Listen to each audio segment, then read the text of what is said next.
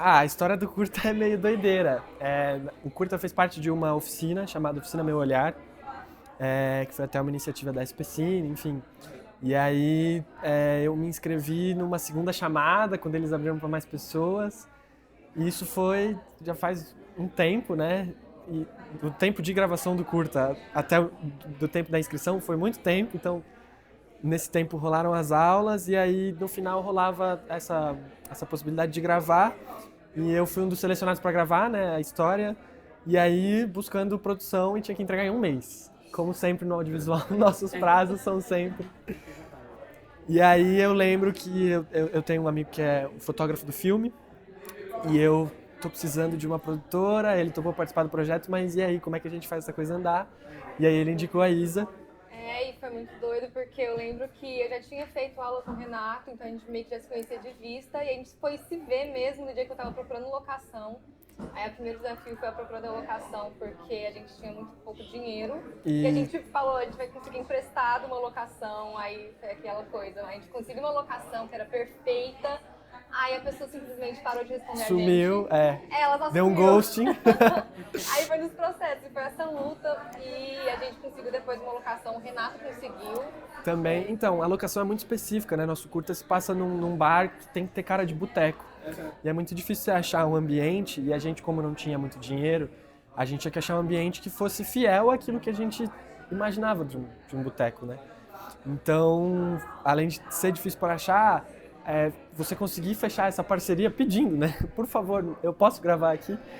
E aí a gente começou nessa doideira de procurar e a gente conseguiu fechar uma locação uma semana antes da gravação. Foi muito corrido, fora que os atores também, a gente ficava... eu acho que foi muito doido, eu não sei se você sentiu assim também, mas eu tinha um preconceito muito grande, porque e isso pra mim, o curta, foi muito importante pra mim nesse sentido, porque a gente trabalhava com pessoas da terceira idade, aí falava, putz, como é que a gente vai ajeitar esse set pras pessoas assim, e no final das contas, eles chamam muito mais gás que a gente, sabe? Tipo, e aí, eu acho que a gente tinha uma preocupação, né, de passar, dar uma condição assim, né, tipo, nosso ator protagonista, o Ari, ele já tem mais de 80 anos, então numa gravação de um dia só, 12 horas, aquele cuidado de ver se ele não tá cansado, ter sempre água, deixar ele bem, se sentindo bem para poder gravar.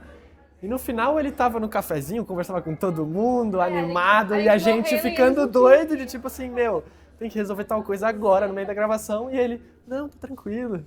Todos eles numa boa, assim, e a gente, no final, eles deram esse baile na gente, um baile positivo.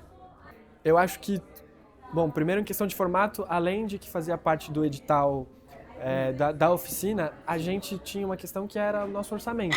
Então, basicamente, era projetos de curta-metragem, eu acho que eles são mais democráticos também por isso. Além da gente conseguir trazer histórias diferentes, até por não ter aquela estrutura de um longa. Quando eu digo estrutura, não é apenas física e monetária, mas até de história, né? Sim, lógico. Essa questão de você conseguir viabilizar mais projetos e um projeto de maneira mais fácil.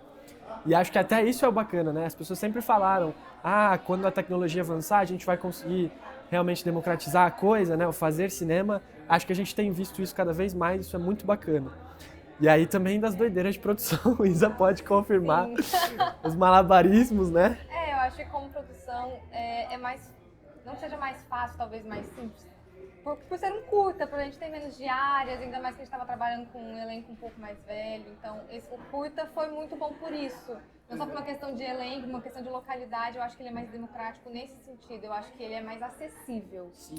Ele é mais fácil, você precisa de uma equipe, não precisa de uma equipe tão grande, uma equipe menor. Isso também faz muita diferença. Porque a gente trabalha muito com cinema de guerrilha hoje em dia. É o cinema de guerrilha. Não tem pessoas como, que trabalham com outras coisas e estão ali também no corre do audiovisual. Cinema, não tem como a gente se manter. Então a gente tem que gravar sempre no final de semana. Tipo, pegar um meio de semana ali e pegar um longa-metragem é muito mais improvável, é menos acessível, eu acho. E, bom, sobre a história que você também perguntou, é meio difícil apontar exatamente da onde ela surgiu, mas tem duas coisas que pesam muito, assim. Eu tive na minha família uma figura de um vô drástico. Ele foi marido da minha avó, não conheci meu vô, então ele é a figura mais próxima de um vô, assim, que eu tive. E ele era essa figura, ele era um descendente de imigrantes italianos, que adorava samba, sempre viveu na periferia da Zona Leste de São Paulo, então o cotidiano dele era um pouco esse, era o futebol, era o boteco, era o espaço social de lazer dele, desde a época em que ele era jovem, trabalhava numa fábrica, quando ele saía esse era o espaço de lazer, e aí, além disso também, em casa meu pai é músico, e uma figura que ele sempre me colocou para ouvir e curtir era o Adoniran, também por isso, né? Meu pai também cresceu na Zona Leste e assim, Adoniran meio que representa uma cultura paulistana, assim, sabe? Então era uma homenagem, assim, para essas figuras que eu vi e olhei e falei, pô, legal, tem uma história aí.